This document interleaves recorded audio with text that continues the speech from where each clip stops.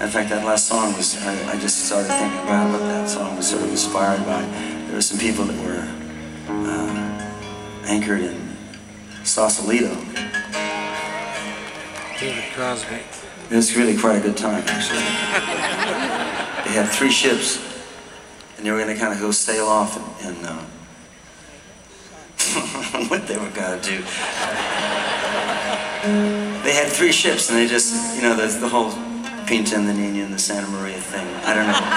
It was a bit of a foggy plan, actually. They were going to go find some paradise someplace. It was, yeah, there's no point in being coy about this. It was Crosby, it was David Crosby. He's like, had this, you know. He said that Mercedes had made like an all-terrain vehicle. It was like a Swiss Army knife on wheels. Yeah, well, I don't know if they really made one, but he seemed to think that they had made one. So it was like, he was going to get one of those and he was going to go sail off to some, you know, unspoiled place on the planet, where they would then live, you know, like an unspoiled existence. I wanted to tell him, it's too late, but I didn't really speak up that much in those days. I was a dormouse. I was kind of like raise my head from the teapot or the bong or whatever, like in the corner. But it made for some inspiring times. It was good. Crosby driving an all-terrain vehicle? He could do it. Oh yeah, no. Yeah. He had a screenplay too that it was a movie that he wanted to get made. I forget what the name was, but it was basically, there was not a lot of dialogue. It was just showed to people. It was actually a good idea, way ahead of its time too.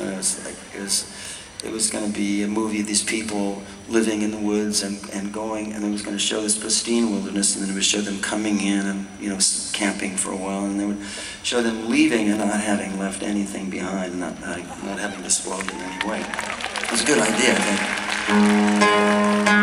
There were a lot of, you know, it called for a lot of like, you know, like slow, long pans of these beautifully crafted hash pipes and things like that. I sort of thought, you know, we started calling the movie Hash Pipe, but it was, you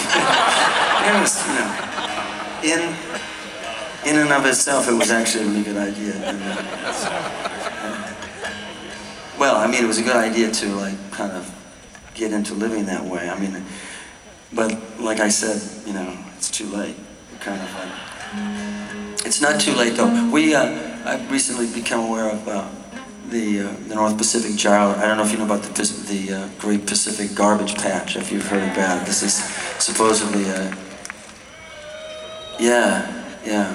well, at the risk of bumming us all out, it's this huge area of garbage in the middle of the Pacific Ocean that's supposedly twice the size of Texas, if you can believe that. But the awful truth is that there's one of these in each of the ocean's gyres. In each of the 11 gyres in the 5 oceans, there is huge, massive garbage swirling around. And after looking into what it would take to get it out, to try to, like, you know, salvage it, because it's all plastic. It's not really garbage. You don't want to call it garbage.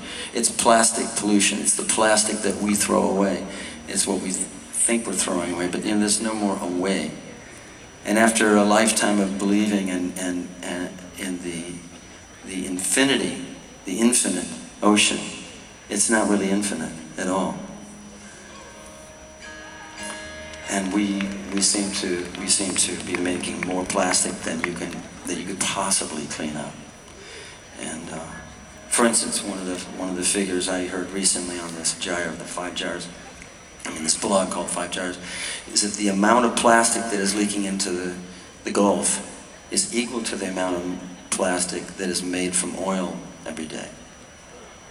And if you add to that the fact that the plastic is never really recycled, I mean, it winds up in the ocean. I mean, it amounts to, I mean, we're the spill. We are the spill. And the only thing we can do is, you know, like sort of plug it, you know, don't consume it if you can, you know. And plastic bottles is a good way to start.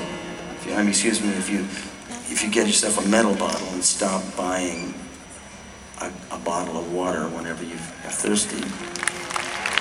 Of course, you only drink a few sips, and then you don't know which one's yours, and you put it down, and then you open a new one because we all want to be clean, Anyway, sorry for this little departure. I just wanted you to know that we have it in our power to affect change and to stop dumping plastic that's going to the ocean.